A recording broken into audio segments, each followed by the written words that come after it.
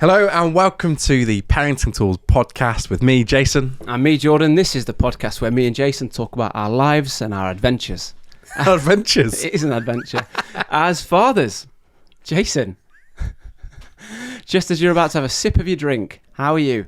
I feel like I need to grow a proper beard to be an adventurer. I can't grow a beard. My beard game is weak.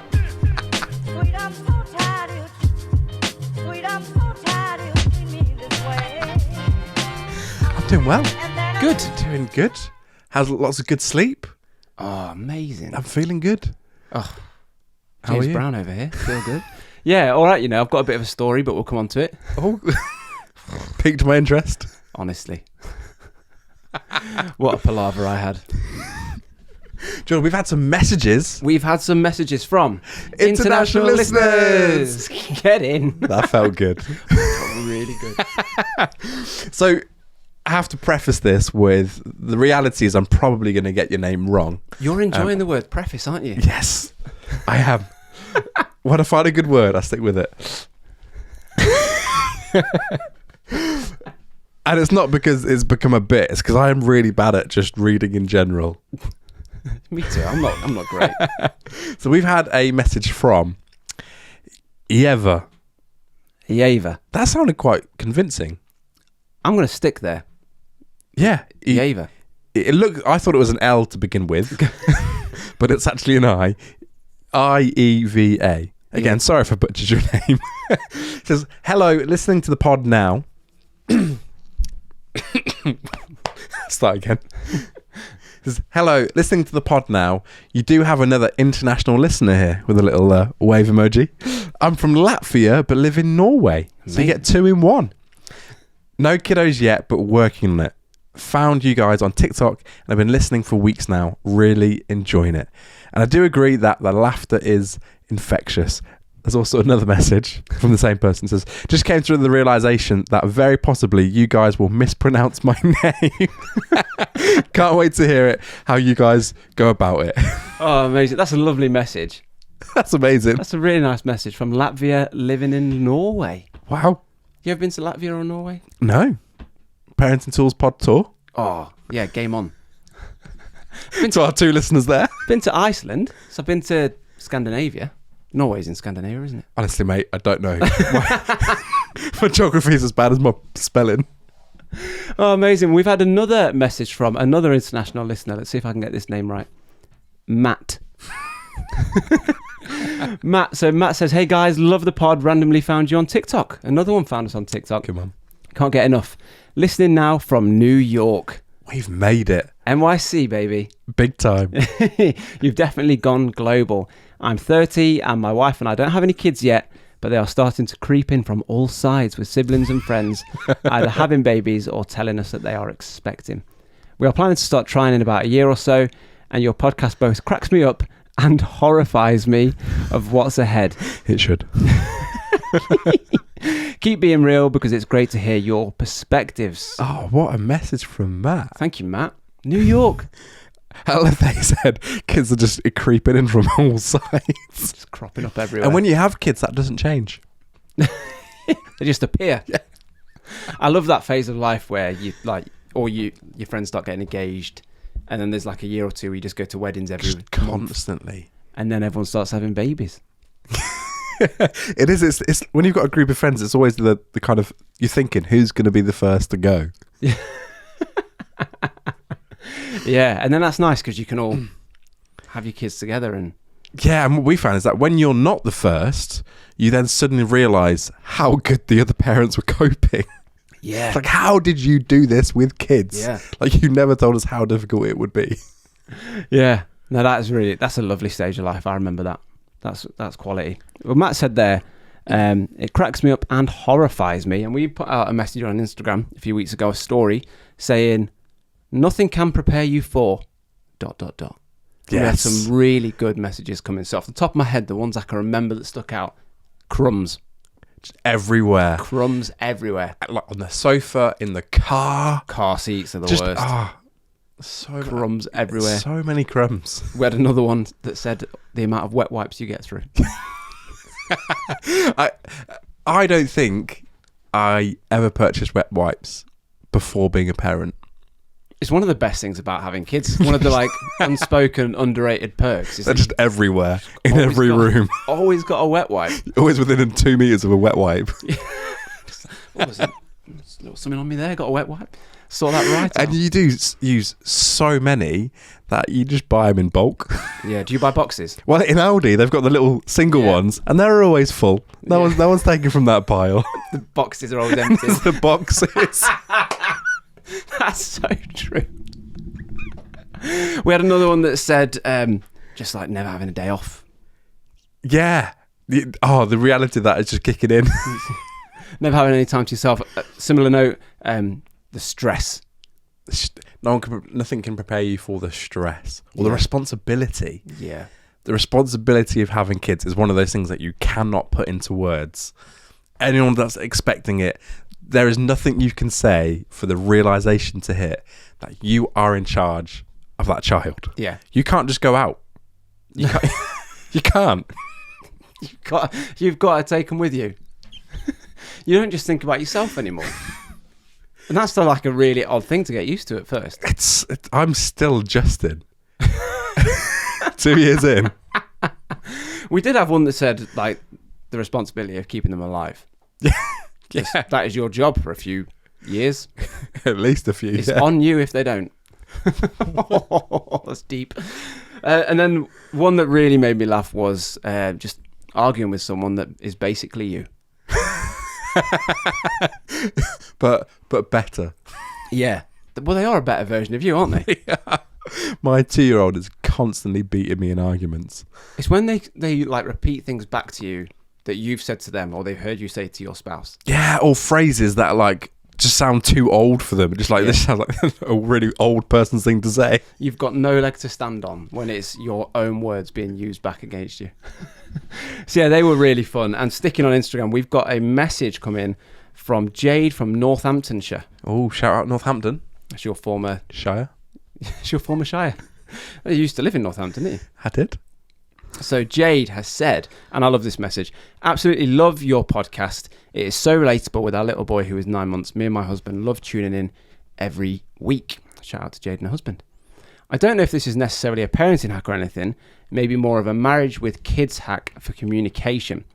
This comes from what you were saying last week about your little boy just needing a cuddle after he was in a bit of a mood of, I don't know. It's kind of like me and my wife were looking for solutions, but all he wanted was a bit of affection. She said, me and my husband are both naturally fixers. Let's fix each other's problems, which is great, but sometimes it's not what we need. So now we've incorporated a question of, would you like solutions or support when one of them's in a bit of a stressful situation? That's such a good question to ask. Yeah, I think that's really good because sometimes you do just want to vent. Yeah. You just want to get it out. Which for someone like me, I'm useless in that scenario because again, just like I want to fix it, I want to solve it. It's like every time my wife is just venting to me, I'm like throwing out solutions left, right, and centre.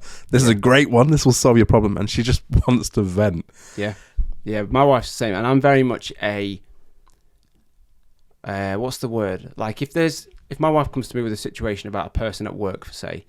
I always try to see things from the other person's point of view. And I'm like, well, maybe they've done it because of this. Yeah. And that's not what she needs in that moment. She just needs me to listen to what she has to say. So that was a really good one. And Jade goes on to say, it instantly makes that person going through the tough time feel better. And it lets the other person know what they can do to help, even if it's just give them a hug. Could be helpful. Thanks for reading the message. Look forward to hearing it on the episode. That's a great message. And I think genuinely as parents, especially if like the other half has been with the kids all day and it's even on the best days it's still like taxing and like it drains on you, and just having that question in your back pocket like could solve like a lot of tensions going on just in relationships. That's an amazing question. Thank you, Jade, much appreciated. We'll come back to Jade because she's got a mummy issue for us later down the line, which is one that I'm going through as well. Wow. So we'll come back to it. But last week, Jace, you mentioned the gym. I did. Working out, and you said, where do you find the time to do it? How's it going? A week on. So it is, in fact, 7 days. All right, Craig David. On Monday. Now, I've lost 4 pounds. Come on now. This is not to do with the gym though. Basically, I have gone to war with my eating habits. Genuinely. Oh, I love that. So, if I look back over my life, I can pinpoint 2 kind of difficult seasons of life which have led me to a place where I have a habit of, if I'm feeling low or just need a little bit of pick me up, I turn to food. Takeaways, chocolates, biscuits, milkshakes. I'm salivating just. You just know that there are people listening to this now that have just turned to their spouse in the car and gone, should we get a takeaway later? Cheeky kebab. But anyway, what I noticed is that, like, I was using those things not to, like, have just a nice time and enjoy them. I was using them as, like, genuine pick-me-ups and just to help me get through stuff. And so I've decided to wage war against it. But also, I put my little information into the NHS BMI app, and it said that I was not just overweight, I was obese. No. Yeah. And you don't look it. Oh, thank you very much. Nobies. Nobies. But there's a moment like seeing. So I've been here before I had kids, and it hit different.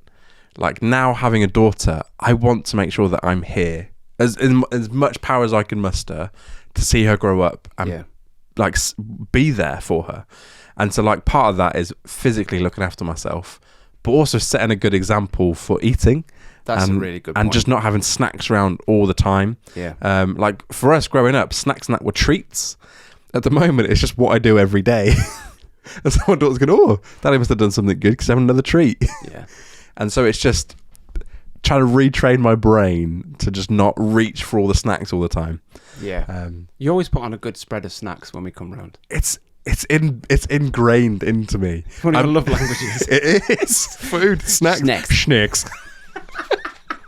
I'm having to say to people when they come over, like, bring your own snacks and don't tell me. Yeah. Just eat them secretly in my house. Well, on that front, so I put that clip on TikTok. Sorry. I put that clip on TikTok of you saying, when do you get the time to go to the gym? And we have had like 200 comments on this of people giving their suggestions, maybe even giving a bit of judgment. Oh, there's a bit of judgment. There's a bit of judgment on some of them. One of them that made me laugh was basically just do it in the time that you've got for podcasting. And I will say we do this like what, twice a month? Yeah, once every 2 weeks. Yeah. So if you say to someone, oh, I've got a really good workout habit, twice a month. It's not that great. It's not going to cut it. But we've had, and to be honest, mate, it's not looking good for you. I know. So, some of the comments are brutal. They've cut right through the layers of fat, right into my heart. Well, not on that front, but the common suggestion is, I wake up at 5 a.m. Yeah, I know. And wake up and work out before the kids are awake. It's not happening. It's not happening. I couldn't do that because my little boy at the minute wakes up at 5 a.m. So would you have to get up at 3:30, 4? 3:30, 4 if I want to go and have a little workout and get an hour in. That's just not sustainable. It's not life, is it? No. Well, it's not sustainable for me. Obviously, there are a lot of people that are doing it. Because there's so many comments, I'm going to group them. So you've got people saying 5 a.m., 6 a.m. You've got other people saying at work, at lunchtime. Yeah. And your working day. You've got other people that are saying in the evenings. But then a few people have come back to those and said, well, that's time for your wife. Yeah. That's time for your spouse. So it's kind of, it feels like something's got to sacrifice. Whether it's sleep, your lunch hour, or your evenings, to throw something in. We've had one comment that just said, don't be a dosser. And then we had a really helpful one that said, me and my husband on a Sunday night will plan out our week and we will talk about what it is that we're going to do. Yeah. And I feel like it's telling that the sensible one came from a woman saying, me and my husband do this. And they plan out what they're going to do and they say, right, this is my night for the gym, this is your night for the gym. And they see, we've literally just got a chalkboard with the days of the week on it. Nice. To go through our weeks. And this is probably one of the things that I like to throw into the mix of, so we do a lot of church stuff in the week as well. I work with a lot of volunteers, and This is what the people on TikTok don't know. And that's the thing of there's already 2 or 3 evenings a week that are already taken up with stuff, and so that leaves you with a few evenings with your spouse or just a bit of downtime. Yeah. And so to add exercise into the mix again, it's just one of those things. It's not been part of my life. Yeah. And so it's not been important enough to warrant the sacrifice. We now get to the stage where it is. Well, another and a very good compromise, if you can find it, people said that they've got creches at their gyms. I've heard this firsthand from I've never heard of this before. A friend who's building a gym in Sheffield. Oh, here we go. He's already pre-planned a little creche area. Yeah. That sounds really cool, but it's not built yet. No, that's my excuse. You have to wait it out. So TikTok can be brutal, but we owe TikTok a bit of a thank you. And more specifically, the people that have commented on TikTok. So Jason, cast your mind back to one of the earlier episodes where we were talking about cutting your baby's nails. Yes. And catching the fingers. Still one of the moments that scars me today. Yeah. Horrific. Well, we posted that on TikTok, and we had quite a few people come back with the suggestion of an electric baby nail file. Yes. So the good people at Tommy Tippy sent us some electric baby nail files, and I've got to say, I love using it on myself. I just sit there, just kind of filing away with the electric nail file. It's got a torch on it as well, so... Well, the torch is for... You do it in the dark? Well, yeah, it's for if you do it when your kids are asleep. That's genius. Yeah. That's actually genius. But I like it in the evenings when... Do you know when you can't be bothered to get up and turn the light on? When it's gone dark and you just sat there. So you not only use it as a nail file, you use it as a little torch to navigate. But the problem I'm having is my little boy, he loves it. And the first time we used it, he went, oh, this is nice. It's like a little spa for him. And my wife put it away. And I got the other, this is a few days later, and I got the normal nail clippers. Yeah. He went, I don't want that one. He says, I want the special one. And he's going like this with his finger. So yeah, really helpful. So he's 3, my little girl's 1, and she does not stay still. So he's old enough to stay still. Yeah. Regardless of what you're using to clip the nails, she does not stay still. But there's no blood involved. If you get it wrong, if you go too short, you're not cutting them. So it's actually been really helpful. Yeah. See, I feel like that is... especially helpful with young kids and babies. Yeah. Because the fear of cutting them still, my daughter's 2 and I'm still shaking, going to cut the nails. But especially when they're younger, it's you feel, and a fresh pair of nail clippers are really sharp. They are. It's been really practical. Brutal. You can't take them on a plane. That's true. No, that is true. And we also had a message from Danny on Instagram. This was a while ago now. Sorry, Danny, that we're only just getting around to it. Mentioning the same thing. He said, I recently found your podcast and very much enjoy listening to you on the way to work in the morning. I'm a new dad to a baby girl called Ada. That's a lovely name. And in one of the episodes talking about nails, and he sent us a nail file that he thought would be a good suggestion as well. So lots of people suggesting it to us. Tommy Tippy sent us this one, and we want to say a massive thank you to Tommy Tippy. And if that is a thing that you're struggling with, cutting your baby's nails, check it out. Try it. George, this week we've got some special guests. We do have some special guests. Some special guests. Several. And a very special guest. There are several. Yeah. Yeah, very special guest in baby Jude. Yeah, so we have Lex and Joe with their little baby. The first baby on the podcast. First baby on the podcast about babies. And also the first couple on the podcast. Yeah. Yeah, we've ticked off quite a few firsts. This was, I really enjoyed this interview. It was very honest, very relatable. Very funny. Should we jump into it? Let's dive in. So welcome to the podcast, Joe, Lex, and baby Jude. There he is. Yeah. For the listeners, they're currently donning the baby for the podcast. The baby is very present. Very much donned. You guys are the first couple guest or guest couple. Ooh, this is exciting. Not just you may want a couple on again after this. Let's see how it goes. And Jude's the first baby. Because this is a podcast all about children. We've not yet had a child on. There it is. There it is. Oh, it's amazing. Firsts today. Oh, fantastic. Well, guys, just tell us a little bit about yourselves. So we usually ask a question of who are you and what have you got? All right. My name's Joe. I am married to Lex, and we live down here in Bristol. And we have had the honor, privilege, and craziness of being Jude's parents for 11 weeks now. 11 weeks. Yeah. And it's been an amazing ride, and we love being his parents. Wow. But yeah. Yeah, I don't really know what to add to that. Normally when people ask, like, well, I'm Lex, normally I would go through like what my job is. It's now being a mum, which is like both the most amazing and like the most challenging thing I've ever done in my life. And yeah, it's every day is different. It's like having a baby I know one day and a baby I don't know the next. So what a roller coaster. Amazing. So you just mentioned, so have you gone like the traditional route of like maternity leave? What's that looking like? Yeah. So Lex, please answer about your maternity leave. Well, Lex is still on maternity leave, but I had about 6 weeks of paternity leave, which I was very, very thankful for. And yeah, I've got 6 months of maternity leave. I don't know what I'm talking about. But yeah, I go back to work in like February time. But as is always the case with like, I guess, mums and balancing careers, is like I'm kind of due a promotion, and so I'm going to go back to get that. And so it's hard decisions to make. But he won't know. I'm sure he won't know. But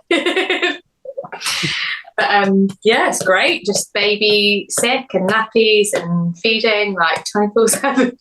Oh. Have you given up on wearing white t-shirts yet?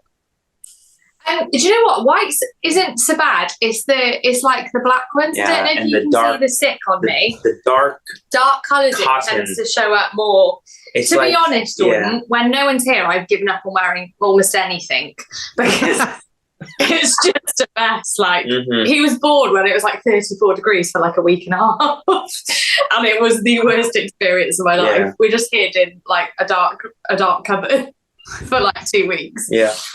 And now that it's getting colder, whenever we go out, it's almost like there's like glow in the dark material on like on our dark clothes, like dark jumpers and stuff, because it like shines anytime like we pass light, all the drool and all the stick. It's just like a snail trail. Yeah.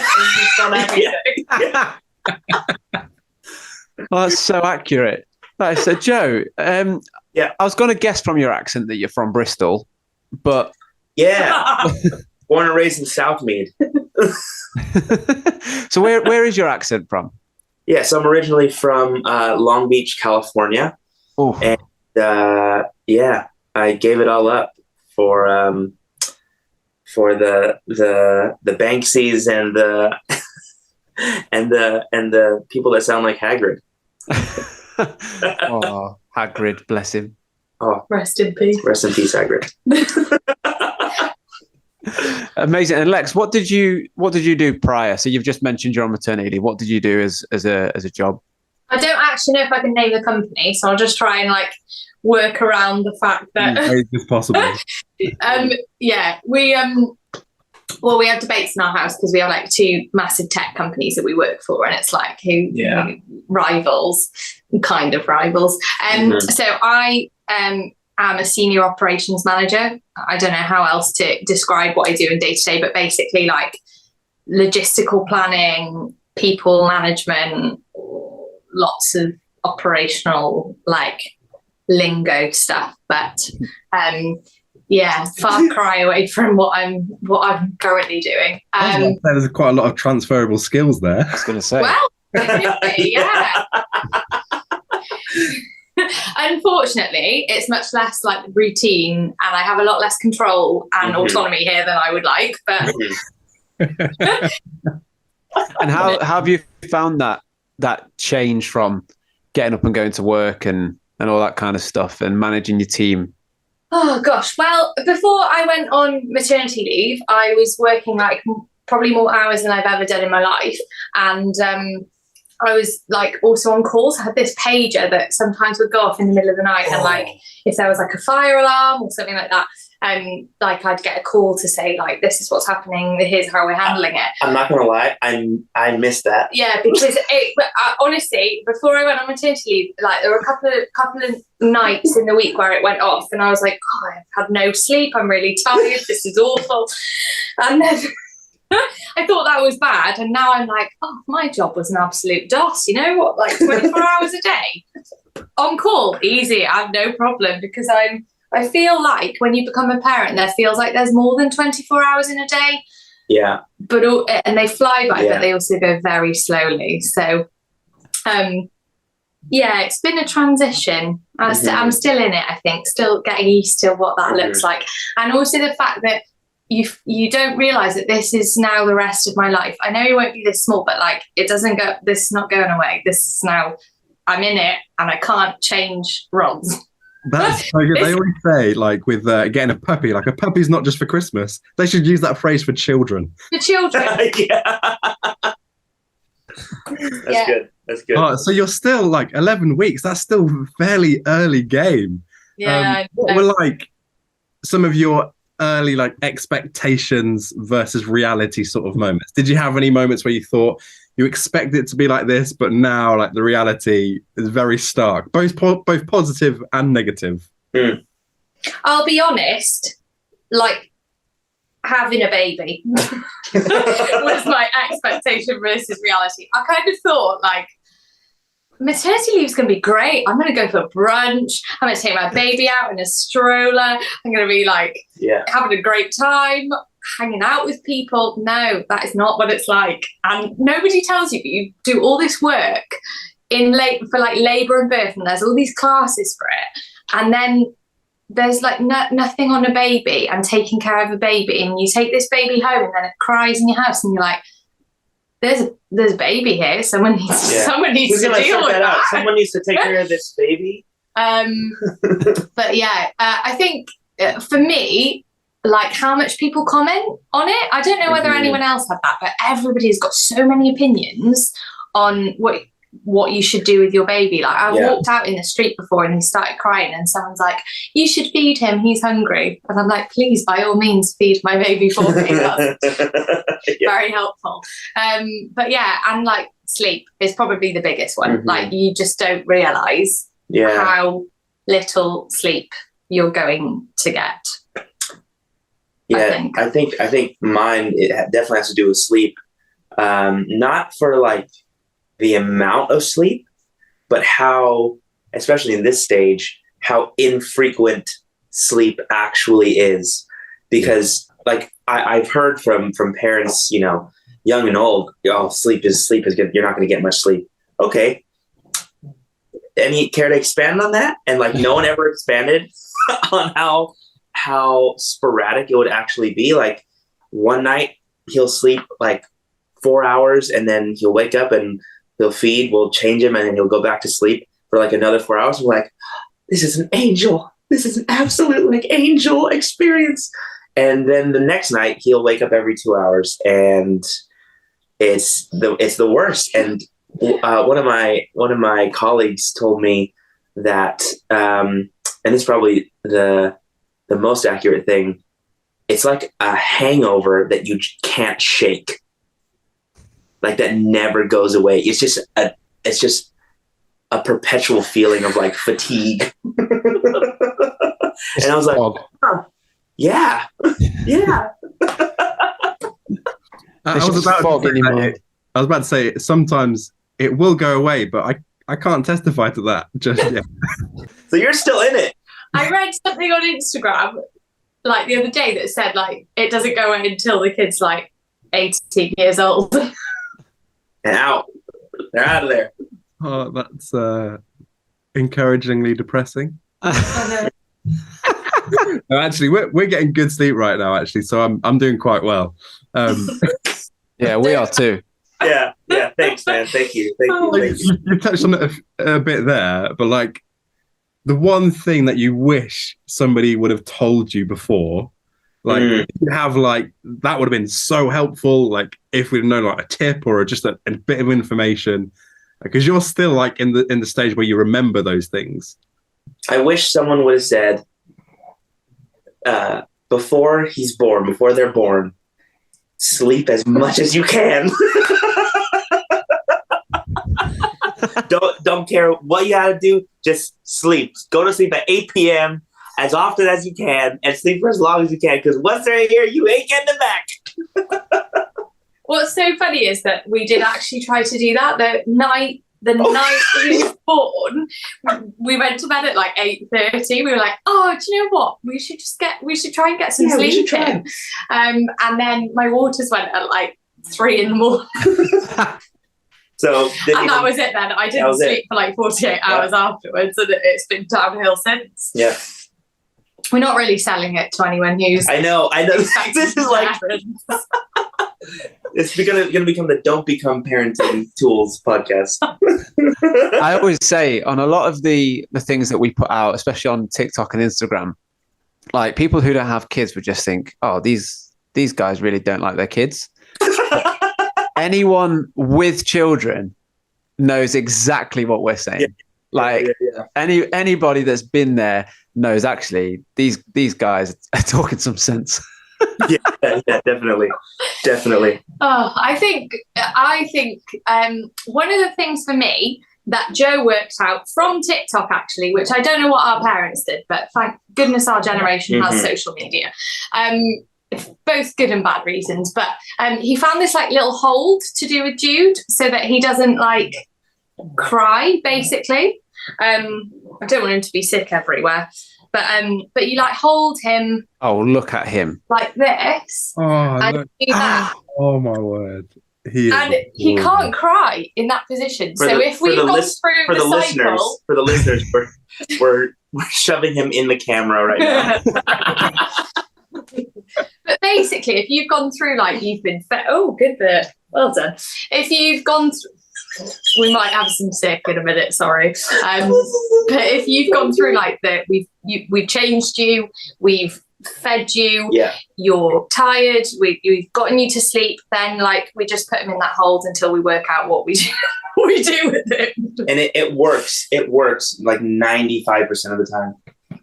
And if it doesn't work, you know that you need to try one of the other things that you tried already again. It's just a circle, perpetual circle. Out what's wrong with them. He is absolutely adorable. And just again for the listeners, it's not like a wrestling hold. For those that might be concerned. Not like a come here. It's a rocking motion. It feels like it could be a wrestling hold. So you cut the like face. I didn't know what part of his body this was. It's like his chin, and then you just rock him like that. Yeah. Sometimes it works where you actually can put him on one arm like this. Yeah. The Superman. And then you go like forwards and backwards like this. And he will be sick on the camera. He is wonderful. Oh, me and Jason are now just looking at the baby. Babies are like fire, aren't they? You just like can't stop watching it, even though they're not really doing much. No. Great analogy. That's a great analogy. Thank you. You mentioned, I saw on Facebook as well, when like you announced it, you said that the birth wasn't what you expected or anything went to plan. Talk us through that. What happened? Well, I work in logistics, right? So I love a good plan.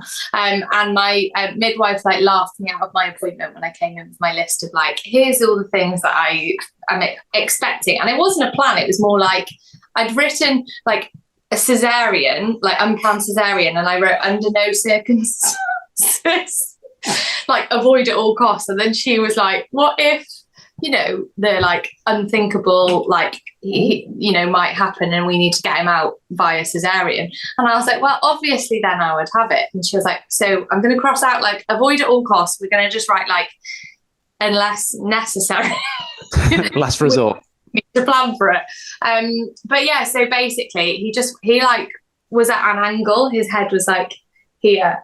And he was just comfortable in that. I didn't want it, wasn't coming out. I was in labour for like 17 hours. and on the drip as well, which I don't know if any of your wives had that, but it's like 3 times worse than natural labour, and they only told me that afterwards. But yeah, he just wasn't coming out, and so after 17 hours they called it, and they were like, we're going to need to take him out through the sunroof. Which is that's what they call it. I didn't know, but they were like, yeah. I've never heard that before. 17 hours. Honestly, every time I hear like a woman talk about birth, my respect for men drops considerably. It's like, if we had to do anything for 17 hours apart from sleep, it would be like 4. Yeah. Yeah, it was rough going. And at one point, Joe, I couldn't eat any of the snacks that we brought with us because in case I went into surgery. So at one point I looked over and in the middle of contractions, Joe was just sat on a chair in the corner just eating snacks. And I was I'm actually going to kill you. The midwife was like, maybe you just need to go outside for a minute and just come back when you're ready to be a partner with your labouring wife. Oh, yeah, I'd say you'd planned well there. I took a packed lunch with me. Everyone told me, one of my mates was like, take food with you because they won't feed you. They won't offer you anything. So I took sandwiches and a Lucozade and some crisps. Nice. And then we walked in and they were like, do you want anything? Dad, do you want anything? And I was like, oh, that's the opposite of... So I was like, oh, no, thank you. I've got my own sandwiches. What was the sandwich that you packed? Ham sandwich. Nice. When I was pregnant, that was all I wanted. Never in my life have I wanted a cheap ham sandwich and a packet of salt and vinegar crisps. It was pretty much all I ate for the whole of my pregnancy. So did you have cravings and stuff? Yeah, pickled onion Monster Munch. The roof of your mouth must have been sore. Yeah, loved it. And cheese string. I don't know if anyone's described cravings. It was like they sang to me from the side of the aisle. They put them on the end of the aisle in supermarkets when you walk down, all the stuff that catches the kids' eyes, and then they go can I have this, and put it in the trolley. That's what I imagine, at least. It just got me. I saw these cheese strings singing to me. I don't think I've had a cheese string since I was about 9 years old. And they were as bad as I remember. Did not live up to the craving whatsoever. But yeah, so... See, that's how cravings work for me in general. And I'm glad you don't need to be pregnant. No, just wherever I'm going, just chocolate, any sort of sugary snack just sings to me. Yeah. Nice. And when I was in the first part of the trimester, I felt I didn't really vomit. I just felt sick the whole time, which I feel like sometimes is worse. And all I ate for about 4 weeks was just mini eggs. Someone said you might get diabetes, the amount of mini eggs you eat. I can testify. Many packets of mini eggs. I bought those family size tubs of mini eggs. One a week. I want to ask you something, guys. So we put something out on Instagram a few days ago saying, finish this sentence. Nothing can prepare you for. When having a child, nothing can prepare you for. Now, you are pretty fresh to the game. Yeah, super fresh. Finish the sentence. When having a child, nothing can prepare you for. I think the late night arguments. Mm-hmm. Oh, Middle of the night. That's good. I say a lot of things that I don't remember in the morning. And that I probably don't want to remember in the morning as well. Yeah. Definitely the shorter fuses you get when you're past tired. It's great. I didn't ever expect my fuses to ever be that short. I'm trying to swaddle him. I'm trying. Yeah, it's terrible. I think, and also I would say, you said at the beginning, meconium poos. You don't know how sticky that stuff is. It gets everywhere. Doesn't matter how many wipes you use, you just can't clean it up well at all.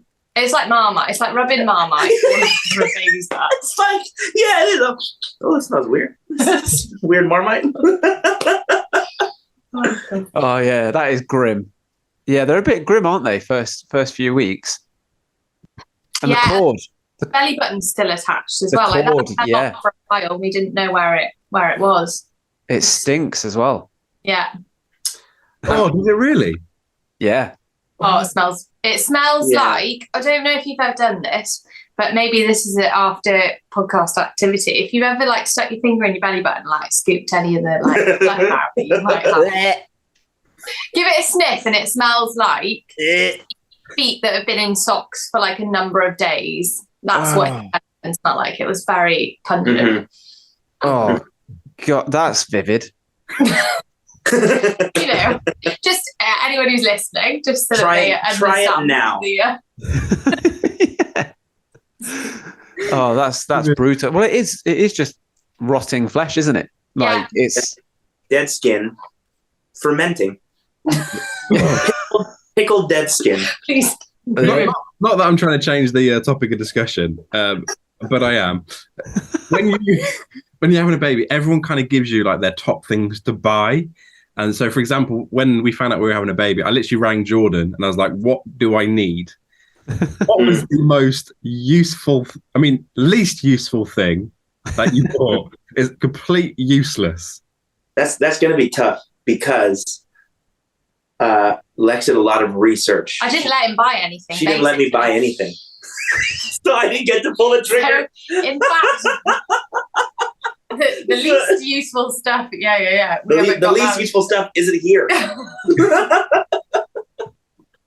I think I tell you what was the least useful advice I had was my mum told me that I was going to have a big baby because I was £9 when I was born and he was £6.50. I know I was enormous and he was £6.15.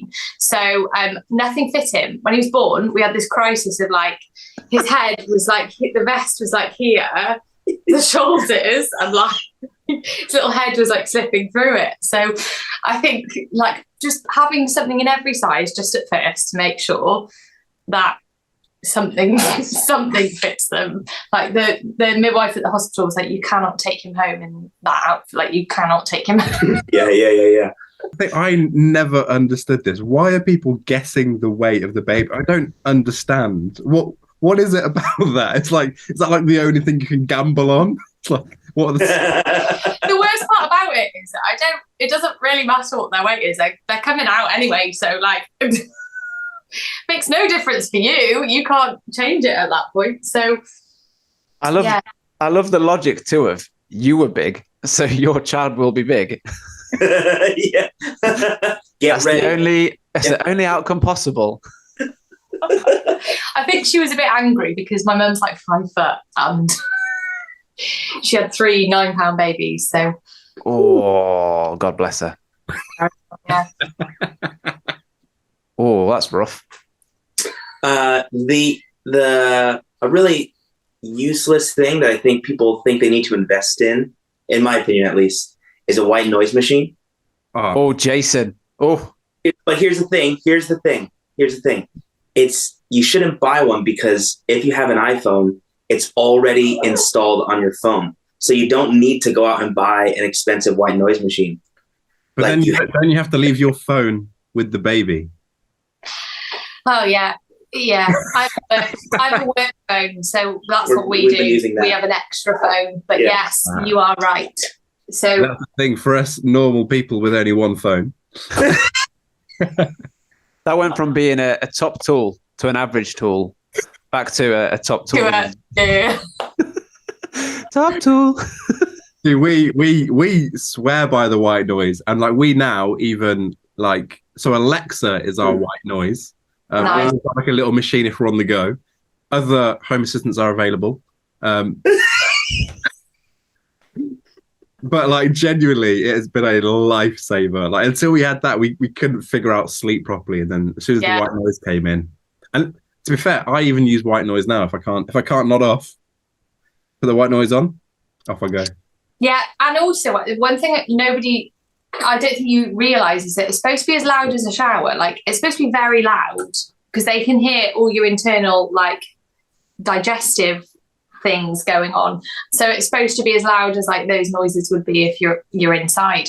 And so Joe and I at night find we're like shouting at each other because we can't hear each other over the white noise. Like, which I think what did you say? Yeah, that might trigger the short fuses just a little bit further. Also, like, probably doesn't help if it wakes him up as well. It's then louder than the white noises in the first place. You've just touched on something there, Lex, about the environment of them being in the womb and being very much still inside you, and how that must be a big shock to the system. So I never realized that when you hold a baby and you tap the nappy, that's because they are so close to your heartbeat. The nappy tap is, recreating the heartbeat. When you think about that, that's mental. I never knew that. I just found out about that trick a few days ago. I knew about the nappy tap. I didn't realize it was because of the heartbeat. That's Yeah, and I didn't realize white noise was because of the Monster Munch churning up. Pickled onion. That's why the white noise has to be so loud, because you ate someone in Monster Munch. I tell you what, one thing that I think has been quite shocking to us. Like, you don't realise how much you worry about them when it's your first child. I know, Jordan, you've got more than one of them. One child. Several. Multiple children. But like the shock of like how much you're like, the first couple of nights we literally they take like pauses between their breaths. Sometimes it's not like regulated like ours, and I remember being like, Joe, he's not breathing, and then we'd hear like a I'd be like, oh my gosh, he's alive. Yeah. And like phantom baby as well. Did you ever have phantom baby in the night? What's this? Okay. Gosh. So you're sleeping and all of a sudden your brain, whatever you're dreaming about or not dreaming about, your brain suddenly tells you you're holding a child. You need to take care of this child, or else any sudden movements will disrupt the child and wake it up, or the child will slip out of your hands. So take care of this child immediately. And so then I have this like, oh. And I wake up and there's actually not a child like when in you my hands. don't remember. Did you ever have that where like you wake up and you don't remember how the baby's gotten into its bed? Yeah, for me it was I'd roll over and just my brain would go, "You're lying on them." Yeah. And I just always thought I'd rolled over on top of the baby, and the baby wasn't even there. No, terrified. I've woken up a couple of nights going like, oh, like he's suffocating. And thought he was like he's under the quilt, and then I'm like looking next to me and he's sound asleep. I'm like, who put you there? How did you get there? I've heard that one a few times as well. But like, yeah, the worry is like real, isn't it? It's like it's there, and like from obviously my experience is it gets less and less as time goes by. But I still get moments where it's like just the panic just immediately hits you, like, oh no, what's gone wrong? But it's usually never that bad. No. Oh, he is wonderful. Look at him. He's doing great. I know we're biased as parents because we all think our child is beautiful, but like he does genuinely get comments everywhere we go about how like cute he is. I feel like proud parent moments. Yeah, that's one of the things that I don't think you get prepared for as well. Like you always think before you have kids that you're going to be able to be unbiased. No, I don't care. Like I've got photos on my phone of my child where she's not looking cute, but I'm still like, oh. You literally called her a gremlin on one episode. Do you know what? I remember watching that episode and thinking, I thought the exact same thing. In fact, I actually said it in the NCT class. And like the woman looked at me like I was like a terrible person to like their firstborn. They look so disgusting. You're like, like what? And also, if they're born naturally, their heads are a really weird shape. Like they come out really squashed. But he came out through the sun. So because he didn't come out that way, he just looked cute from the start. I'm like, thank goodness everything looks kind of normal. But yeah, my little boy had quite a severe case of cone head, and my wife was just like, put a hat on him. So we put a hat on him, and he got cute. I mean, they always grow into it, but yeah, like when they held him up to me, like he made this noise, like when he cried, but it was this noise that I'd never heard before, and it freaked me. And they like waved him in front of me, and I was just like, "What the hell is that thing? Like, get that out of my face!" They had to like wipe him up a bit, put him on me, and then it was all right because I could actually, see. And there's so many emotions at that time, isn't there? There's like relief. There's obviously love and joy. Like, how was that once they tidied him up and made him look less gremlin-y? How was those kind of first few moments for you having an emergency C-section? It's really weird because I mean, it was amazing, like having him there, and you just don't think it's real. I think regardless of how they actually arrive into the world, you're like, this isn't real. Like, I know you expect a baby at the end of it, but then you have one and you're like, oh my gosh, like you were inside. I think that was one of the first things I thought, like you were inside me with all your skin and your little nails and your hair, like, and now you're hit, like that was in me. I couldn't get that out of my head. Like when you were kicking, it was actually like a leg. It wasn't like a little alien thing in there. You had those little eggs that were like aliens when you were a kid.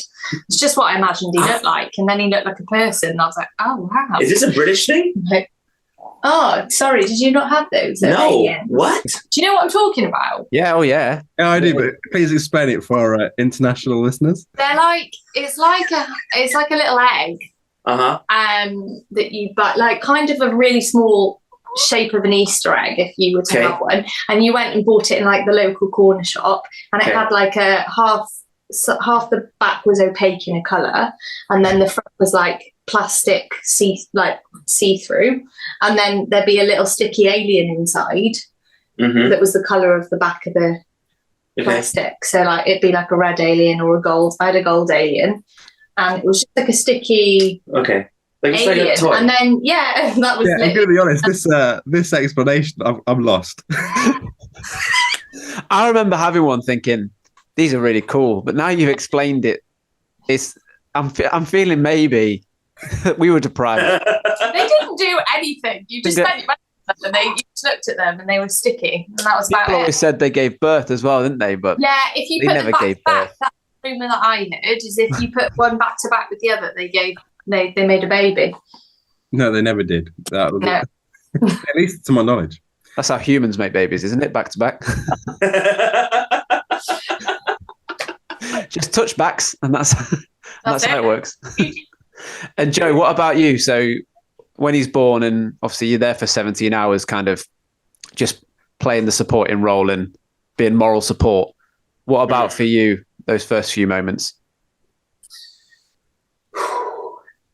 I think seeing Jude for the first time, and the three of us like being together for the first time, just really feeling relieved that everyone was safe, because it was unplanned. Like it was not something that any of us were sort of expecting, and so bless you. Bless you. And with a lack of preparation for it, there's like a lot of variables, and so to know that we're back to a constant of like safety, like there's no more variables. I mean, he's like the largest variable now, but like there's no more unexpected things to happen in this process of giving birth, right? And so just to know that you were safe, that he was safe, that like it was three of us together now, like that was huge. That was huge. Yeah, for sure. Well, I just want to say thank you for landing me in this, because I've just sent a screenshot of this to my wife, and she has said, we need one. So, they're the best at that age, when they fall asleep on you on your chest, just curled up in a ball. Happened earlier. Yeah, it's just, and like you're their whole world. Like I love it so much that I'm like, and also secretly, I love it that sometimes Joe can't sort him out, and I'm like, you love me so much, I can help with this. And Joe's like, here you go. I'm like, come to mum. It is one of the things that like as the dad, I'm like, Oh man, I can't. I will never have the ultimate answer, which is food. I don't have the right hardware, you know. Oh, amazing. Oh, that's amazing. Oh, guys, thank you so much for coming on the pod. And thank you, Jude, first baby guest. It was so cute. He's so cute. Guys, we always ask our guests for one bit of advice or one tip or one lesson you've learned for either new parents or prospective parents. What is your one nugget of wisdom? The one that I have is people always ask you like, oh, is he a good baby or does he sleep well or is he good? And like using the word good just didn't help me at all, especially in the first couple of weeks. So like that almost in your head, then you think that if they don't do something, it's bad. And so I just found it really helpful to be like, he sleeps how he sleeps. He's a baby. I did this to myself. There's no one else to blame. Like rather than being like, oh yeah, tonight he slept really well. Like it is just what it is. And I think letting go of that really helped me to not then feel like I was doing something wrong if he didn't do something that night, or if like one night he sleeps 5 hours, one night he sleeps 4 or 2 or 1, and like he cries all day, fine. Like it is what it is. But like the language change for me and just like eliminating good was quite helpful, I think. I think mine is 2 parts. The first part is don't be afraid to ask for help. And the second part to that is, as much as you can, prepare yourself in such a way that you surround yourself with people that you can ask for help. And because if you don't have that before you have kids, it's going to be super important to have that when you do have kids. So we feel really blessed to have people that we can call on to, you know, watch him or just, you know, come over and hold him so that we can get a few things done. And like that asking for help, I think has been really key. I tell you what, it gives you respect for single parents. Like so much respect. Yeah, we've said that, haven't we, before? Yeah, that's amazing. All right, guys, thank you so much. So that was Joe, Lex, and baby Jude. Oh my word, he was so cute. Mate, so cute. Top 5 cutest babies. I did find myself just staring at him, like, and chewing out a little bit. I just love how real they were about, like, your clothes being dirty, going out of the house with the snail trail that they called it. And the arguments at night time. Yeah. Yeah, brutally honest, but really helpful. Really helpful. Really enjoyed that. So thank you to Joe and Lex. If you want to get in touch, you can contact us at Parenting Tools Pod on Instagram and TikTok. Or you can email us or Gmail us at parentingtoolspod@gmail.com. Perfect. Thank you very much for listening. Amazing. See you next week.